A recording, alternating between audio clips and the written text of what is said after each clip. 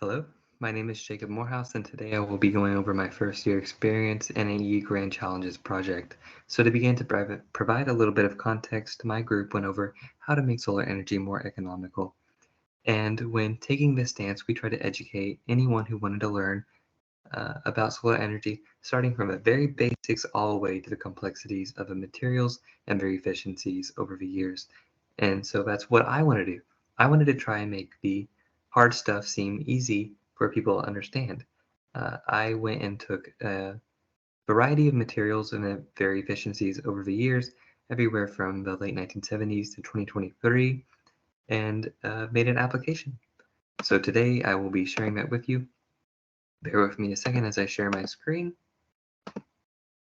Okay, now we are screen sharing. We will begin with our home app. And so this, let me just make sure I'm screen sharing. Yes, okay, awesome. Okay, so just to begin, this is our home app, and you're greeted with a lovely label and image just to draw the user in. We'll go ahead and run it. It has been taking some time to run.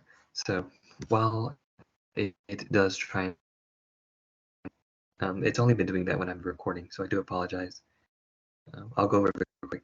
Okay, so this code is only 8 lines that I had to put, or 9 lines that I had to put in. It does, oh, there it goes.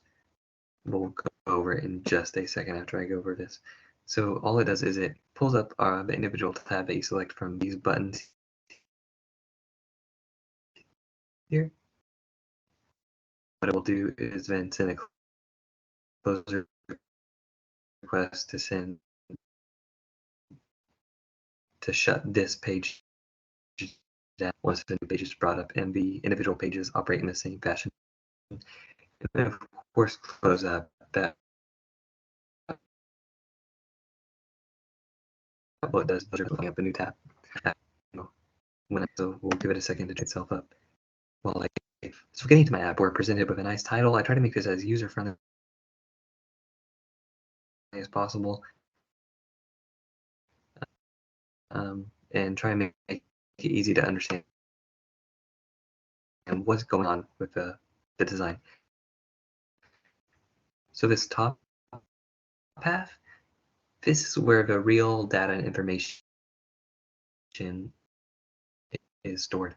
You can select these checkboxes if you wish, or click select, and all of them will pop up, and it will be shown on the graph here. Yes, it's about between and it will give you the percent increase of the data selected, the 2050 efficiency as well. This value will change color if it's positive, negative, depending. And then if you click this button right here, all that will do is it will actually select it for you and disable the button so you can't deselect it and show it on the graph with a showing the 2050 predicted efficiency. And of course, clear and reset will send it back to normal, and our return to home page does just that, sends us back to home page. Okay, so pulled up. Let me go ahead and few checkboxes here, just so that it pops up by the time we probably, I don't know, get through 2 hour. Oh, there it goes. So it's popping up. And then we clicked thin film and then deselected it. Once it does pop up, our crystalline cell should still be there. Okay, there it goes. It's there. Okay, it's going to deselect it. Okay, we're getting into the code now. So just to begin, I'm trying to go first really quickly to try and get in the 8 minutes. The properties, what it does is we have each of the cells, their year data, and then their efficiency data. And then this value underneath it, EQFC, is the equation value storing the M and B of the lines.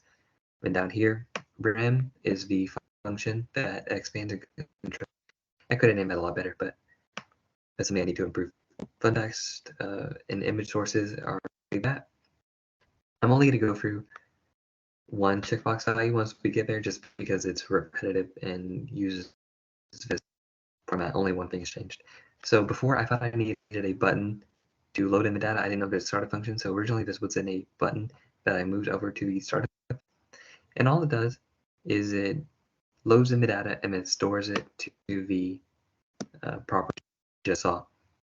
And I couldn't figure out a way to use the other columns to check it, just because it was a read and not exactly something I could read right away and use a if statement for. do that for me. But I went ahead and just indexed it myself and loaded it in. And then it says rem to 0, selection to blank.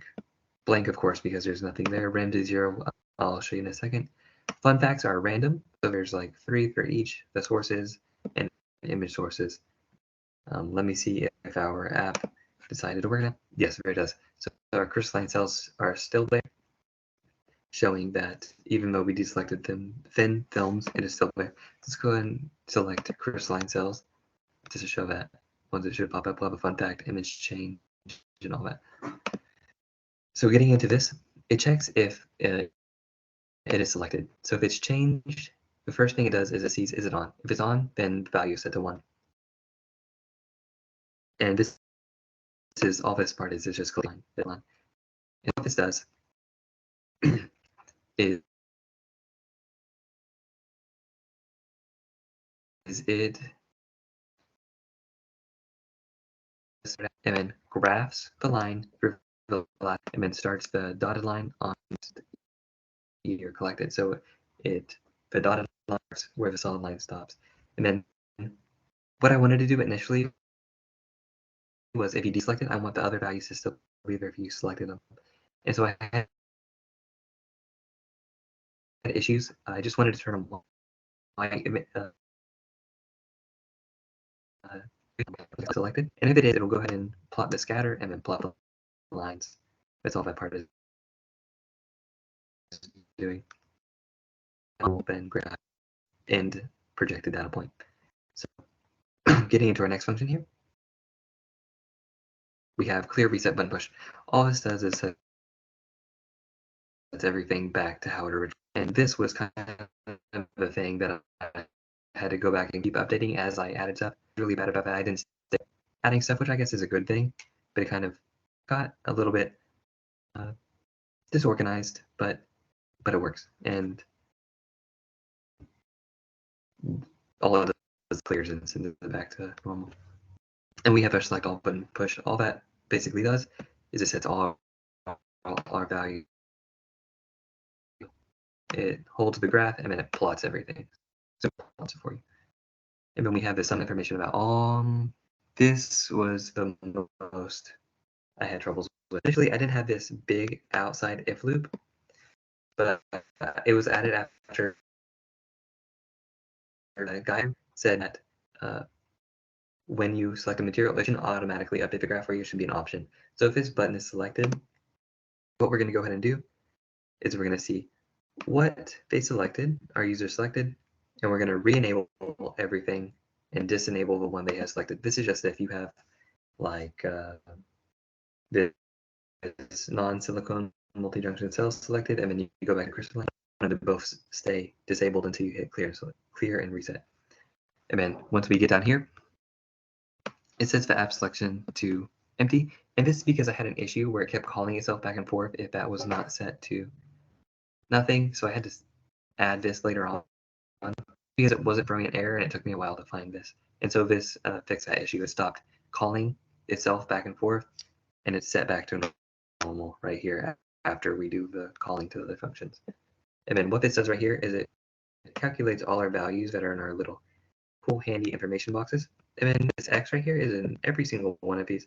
It just calculates a random integer between 1 and 3 in this instance, 9 and 12 instance, just to provide a random fun fact and corresponding source. And of course, we have our image update. Just for the sake of going over it real quick. Of course, if it's selected, the graph will be reset, but in the case that it's not, it won't,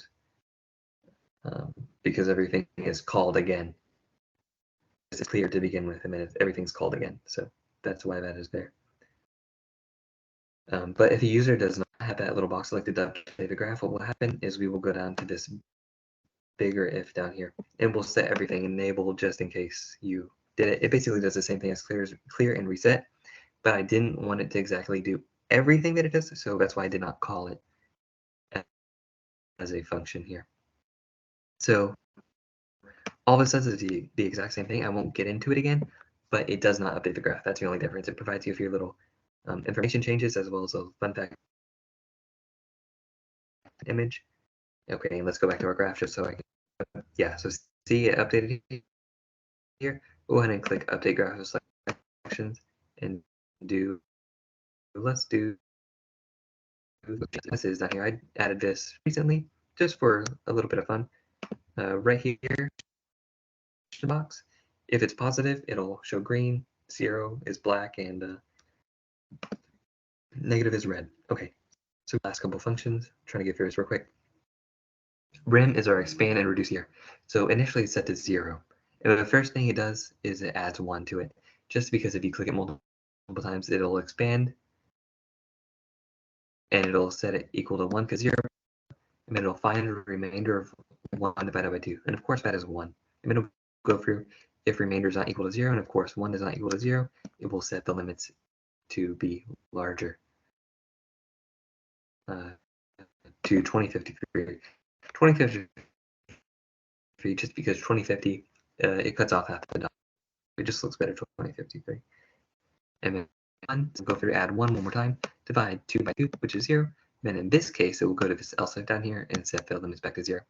And you're not only will, if you select that expand or reduce, change the value of rem, you'll actually change the value of rem up here with your selections if you update the graph.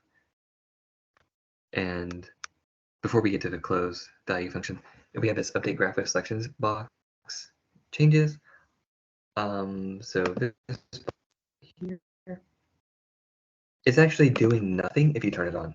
It's only checking to see if you turn it off, just so it can make everything visible again, set the axis back to how re-enable all the boxes that were disabled, and of course clear everything, because that's the little warning that will pop up to the user once they select it, that deselection will clear the graph, but you will still have your little fun facts. And so let's look at my app, and I believe it was very effective. Oh, and here it pops up our thin film, this little green line that we can see here. It's disabled, and it has the dot right here, which is your projected value. Of course, you can click on it, find the value of it, but it's being slow. So we'll see if clear and reset works. No, it's being, so I won't bore you with reset. I'm really proud of my work on this topic, just because of the fact that it took me a lot of time, and I believe I did it very efficiently. Not only do you get the data and the information over the years that you want to see, but you also get a fun fact. So you're not just learning about this silicon multi-junction cell, you actually get to know what it is and a little bit more about it, some of its history, background. So it's not something that's just abstract to you. It's something actually that you can see, a little image, some information, so that you relate to it more. And then you can go back to the other apps created by my group members and actually get a more cohesive experience. So I'm really proud of this, and this was my presentation for my app. I apologize if it was over time, but have a good rest of your day, and thank you.